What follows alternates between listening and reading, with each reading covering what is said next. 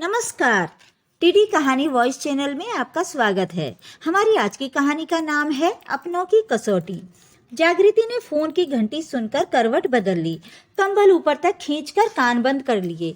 सोचा कोई और उठकर फोन उठा लेगा, पर सभी सोते रहे और फोन की घंटी बजकर बंद हो गई। चलो अच्छा हुआ मुसीबत टली। पता नहीं मुंह अंधेरे फोन करने का शौक किसे चल रहा है, जागृति ने खुद से ही कहा। पर फोन फिर से बजने लगा तो जागृति झुंझला गई। लगता है घर में मेरे अलावा ये घंटी किसी को सुनाई ही नहीं देती। उसने उठने की कोशिश की, लेकिन उसके पहले ही अपने पिता जितेंद्र बाबू के कदमों की आहट सुनकर वो दोबारा सो गई। पिता ने फोन उठा लिया। क्या क्या कह रहे हो दीपेश? मुझे तो अपने कानों पर विश्वास ही नहीं हो रहा। पूरे देश में प्रथम स्थान? नहीं नहीं, तुमने कुछ गलत देखा होगा। क्या नेट पर समाचार है? हाँ है। अब तो आपको मिठाई खिलानी ही पड़ेगी। मिठाई? हाँ हाँ, क्यों नहीं। घर तो आओ, मिठाई की शानदार दावत मिलेगी तुम्हें। जितेंद्र बाबू फोन रखते ही उछल पड़े। थोड़ी देर पहले की मीठी नींद से उठने की खुमारी और बौखलाहट एक क्षण में उड़नछू हो गई। सविता, जागृति, अभिषेक, कहाँ हो तुम तीनों? देखो कितनी खुशी की बात है। वे पूरी ताकत लगाकर चीखे। क्या है? क्यों सारा घर सिर पर उठा रखा है? सविता पति की चीख पुकार सुनकर उठाई। बात ही ऐसी है, सुनोगी तो उछल पड़ोगी। अब कह भी डालो, भला कब तक पहेलियां बुझाते रहोगे?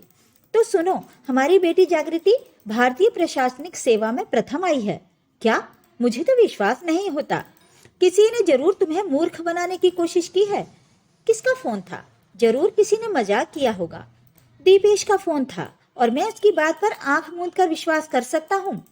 माता पिता की बातचीत सुनकर जागृति और अभिषेक भी उठकर आ गए। माँ ठीक कहती हैं पापा, क्या पता किसी ने शरारत की हो। परीक्षा में सफल होना तो संभव है, पर सर्वप्रथम आना मैं जब तक अपनी आंखों से न देख लूं विश्वास नहीं कर सकती। जागृति ने अपना मत प्रकट किया। पर जब तक जागृति कुछ और कहती, अभिषेक कंप्यूटर पर ताजा समाचार देखने लगा, जहां जागृति के भारतीय प्रशासनिक सेवा में प्रथम आने का समाचार प्रमुखता से दिखाया जा रहा था। कुछ ही देर में समाचार पत्र भी आ गया और फोन पर बधाई देने वालों का तांता सा लग गया।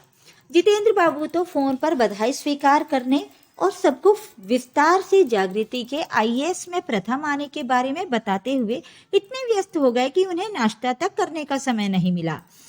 दिन भर घर आने जाने वालों से भरा रहा।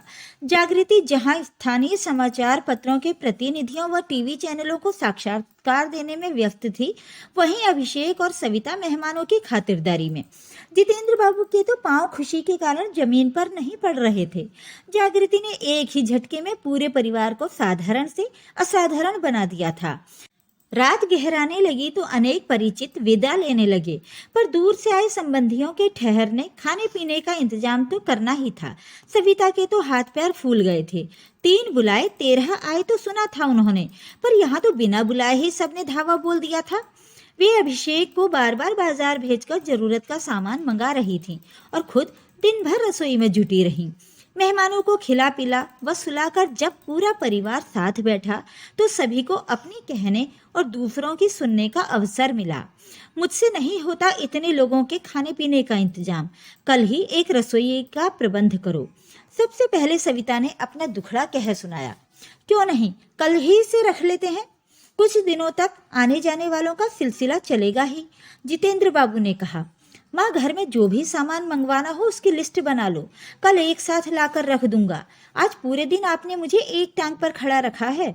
अभिषेक बोला, तुम लोगों को एक दिन थोड़ा सा काम करना पड़ जाए तो रोना पीटना शुरू कर देते हो, पर जो सबसे जरूरी बातें हैं उनकी ओर तुम्हारा ध्यान ही नहीं जाता। जितेंद्र बाबू गंभीर आवाज में बोले, ऐसी कौन सी जरूरी बात है जिसकी ओर हमारा ध्यान नहीं गया? सविता ने मुंह बिचकाया।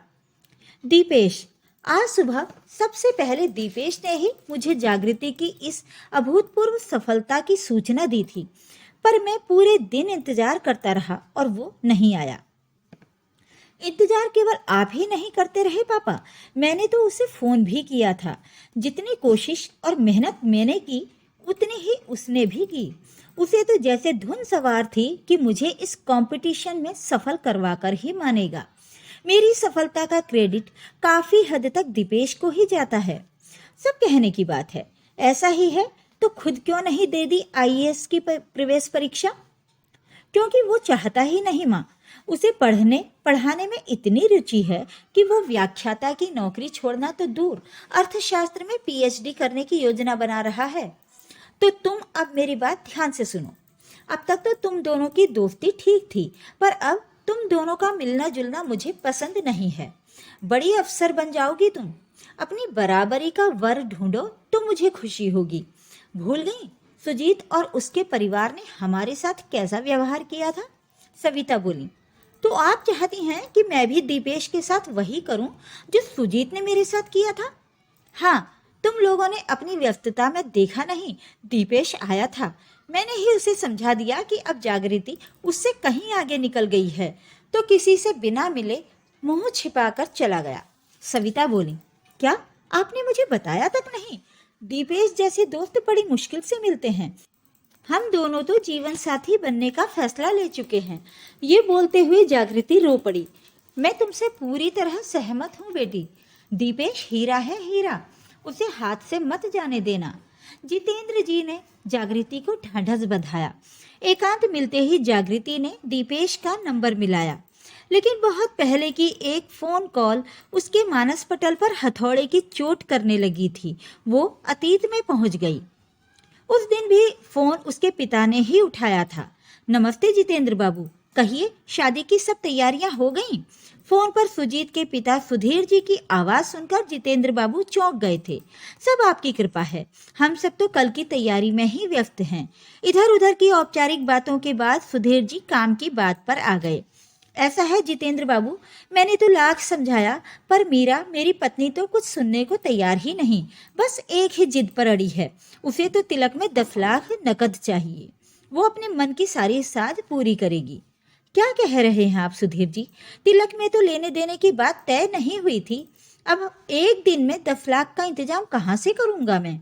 जितेंद्र बाबू का सिर चकराने लगा, आवाज भर्रा गई।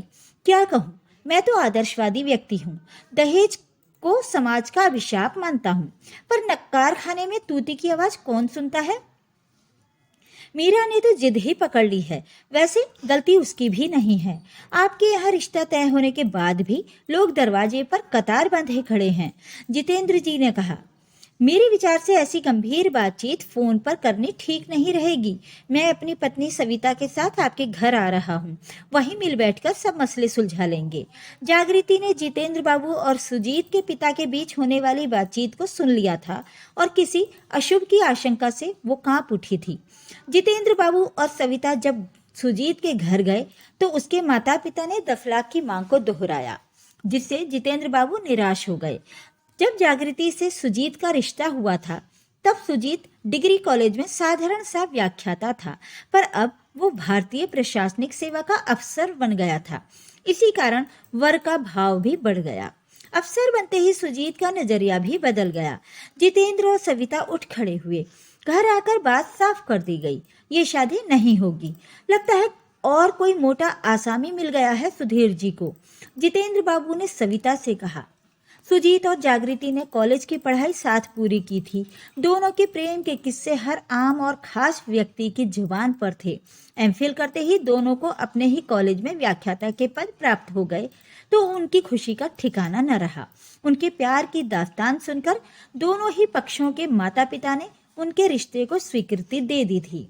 जागृति से शादी तय होते ही जब सुजीत का आईएएस में चयन हो गया तो सविता और जितेंद्र बाबू भी खुशी से झूम उठे। वे मित्रों, संबंधियों और परिचितों को ये बताते नहीं थकते थे कि उनकी बेटी जागृति का संबंध एक आईएएस अफसर से हुआ है। जागृति खुद भी कुछ ऐसा ही सोचने लगी थी। वो जब भी सुजीत से मिलती तो गर्व महसूस करती थी, पर आज सब कुछ बदला हुआ नजर आ रहा था। सुजीत और उसका प्रेम प्रसंग तो पिछले 5 वर्षों से चल रहा था। सुजीत तो दहेज के सख्त खिलाफ था, फिर आज अचानक इतनी बड़ी मांग। वो छटपटा कर रह गई। उसने तुरंत सुजीत को फोन मिलाया। उसे अब भी विश्वास नहीं हो रहा था कि सुजीत और उसका परिवार तिलक से ठीक पहले ऐसी मांग रख देंगे। वो सुजीत से बात करके सब साफ साफ पूछ लेना चाहती थी, उन दोनों के प्यार के बीच में ये पैसा कहाँ से आ गया था। हेलो सुजीत, मैं जागृति बोल रही हूँ। हाँ कहो जागृति, कैसी हो? कल की सब तैयारी हो गई क्या? यही तो मैं तुमसे पूछ रही हूँ। ये एक दिन पहले क्या 10 लाख की रट लगा रखी है? मेरे पापा कहाँ से लाएंगे इतना पैसा? शांत जागृति, शांत। इतने सारे प्रश्न पूछोगी तो मैं उनके उत्तर कैसे दे सकूंगा? बनो मत, तुम्हें सब पता है। तुम्हारी स्वीकृति के बिना वे ऐसी मांग कभी नहीं करते। जागृति गुस्से में बोली। तो तुम भी सुन लो, क्या गलत कर रहे हैं मेरे माता पिता? लोग करोड़ों देने को तैयार हैं। कहाँ मिलेगा तुम्हें और तुम्हारे पिता को IAS वर? तुम लोग इस छोटी सी मांग को सुनते ही बौखला गए। सुजीत का बदला सुर सुनते ही हैरान रह गई जागृति। हाथ पैर कांप रहे थे। वो वहीं कुर्सी पर बैठकर देर तक रोती रही। अभिषेक सो रहा था। वो किसी तरह लड़खड़ाती हुई अपने कमरे में गई और कुंडी चढ़ा ली। जितेंद्र और सविता घर पहुंचे तो देर तक घंटी बजाने पर दरवाजा पीटने के बाद जब अभिषेक ने दरवाजा खोला तो जितेंद्र बाबू उस पर ही बरस पड़े। यहाँ जान पर बनी है और तुम लोग घोड़े बेचकर सो रहे हो। बहुत थक गया था। मैंने सोचा था कि जागृति दीदी दरवाजा खोल देंगी। वैसे भी उनकी नींद जल्दी टूट जाती है। अभिषेक उन्नींदे स्वर में बोला। जागृति, हाँ कहाँ है जागृति? जितेंद्र बाबू ने चिंतित आवाज में पूछा। अपने कमरे में सो रही हैं, अभिषेक बोला और फिर सो गया। पर जितेंद्र और सविता को कुछ असामान्य सा लग रहा था। माता पिता की चिंता से अवगत थी जागृति। ऐसे में उसे नींद आ गई, ये सोचकर ही घबरा गए थे दोनों। सविता ने तो जागृति के कमरे का दरवाजा ही पीट डाला, पर कोई उत्तर न पाकर वो रो पड़ी। अभी तो अभिषेक की नींद भी उड़ चुकी थी। जितेंद्र बाबू और अभिषेक ने मिलकर दरवाजा तोड़ डाला। उनका डर बेवजह नहीं था। अंदर खून से लथपथ जागृति बेसुध पड़ी थी। उसने अपनी कलाई की नस काट ली थी। अब अगले दिन के तिलक की बात दिमाग से निकल गई थी। वर पक्ष की मांग और उनके द्वारा किए गए अपमान की बात भुलाकर वे जागृति को लेकर अस्पताल की ओर भागे। समाचार सुनते ही जागृति के मित्र और सहकर्मी आ पहुंचे थे। सविता और अभिषेक का रो रो कर बुरा हाल था। जितेंद्र बाबू अस्पताल में पत्थर की मूर्ति की भांति शून्य में ताकते बैठे थे। दीपेश ने न केवल उन्हें सांत्वना दी थी बल्कि भागदौड़ करके सविता की देखभाल भी की थी। दीपेश रात भर जागृति के होश में आने की प्रतीक्षा करता रहा था, पर जागृति तो होश में आते ही बिफर उठी थी। कौन लाया मुझे यहाँ? मर क्यों नहीं जाने दिया मुझे? मैं जीना नहीं चाहती। वो रोने लगी थी। चुप करो, ये बकवास करने का समय नहीं है। तुम ऐसा कायरतापूर्ण काम करोगी मैं सोच भी नहीं सकता था। मैं अपने माता पिता को और दुख नहीं देना चाहती। तुमने उन्हें कितना दुख दिया है देखना चाहोगी? तुम्हारी माँ रो रो कर दीवार से अपना सिर टकरा रही थी। बड़ी मुश्किल से अभिषेक उन्हें घर लेकर गया है। तुम्हारे पिता तुम्हारे कमरे के बाहर बेंच पर बेहोश पड़े हैं। ऐसी परिस्थिति में मैं और कर भी क्या सकती थी? तुम पहली लड़की नहीं हो जिसका रिश्ता टूटा है। कारण कोई भी रहा हो, दुख का पहाड़ तो पूरे परिवार पर टूटा था। पर तुम बड़ी स्वार्थी निकली। केवल अपने दुख का सोचा तुमने। तुम्हें तो उन्हें ढांढस बंधाना चाहिए था। जागृति चुप रह गई। दीपेश उसका अच्छा मित्र था। उसने और दीपेश ने एक साथ कॉलेज में व्याख्याता के रूप में प्रवेश किया था। पर सुजीत के कॉलेज में आते ही जागृति सुजीत के लटकों झटकों पर रीछ गई थी। जागृति ठीक होकर घर आ गई थी, पर दीपेश के सहारे ही वो सामान्य हो सकी थी। खुद को पहचानो जागृति, वो बार बार कहता। उसके प्रोत्साहित करने पर ही जागृति ने IAS की तैयारी शुरू की थी। उसकी तैयारी में दीपेश ने महत्वपूर्ण भूमिका निभाई थी, पर आज न जाने उस पर क्या बीती होगी। हेलो दीपेश। फोन मिलते ही जागृति ने दीपेश की आवाज पहचान ली थी। कहो जागृति, कैसी हो? मैं कैसी हूँ अब पूछ रहे हो तुम? सुबह से कहाँ थे? मैं तो तुमसे मिलने आया था, पर तुम बहुत व्यस्त थी और तुम बिना मिले चले गए। ये भी भूल गए कि तुमने तो सुख दुख में साथ निभाने का वादा किया है। आज के संसार में इन वादों की क्या कीमत है? मेरे लिए ये वादे अनमोल हैं दीपेश। हम कल ही मिल रहे हैं। बहुत सी बातें करनी हैं, बहुत से फैसले करने हैं। ठीक है ना? जागृति ने पूछा था। ठीक है जागृति, तुम भी मेरे लिए अनमोल हो, ये कभी मत भूलना। दीपेश ने अपने एक वाक्य में अपना हृदय ही उड़ेल दिया था। जागृति की आंखों में आंसू झिलमिलाने लगे थे, तृप्ति व खुशी के आंसू। अगर आपको आज की कहानी पसंद आई तो वीडियो पर ज्यादा से ज्यादा लाइक, शेयर और कमेंट कीजिए। ऐसी ही पारिवारिक और दिल को छू लेने वाली कहानियां सुनने के लिए मेरे चैनल टीडी कहानी वॉइस को सब्सक्राइब कर लीजिए। धन्यवाद।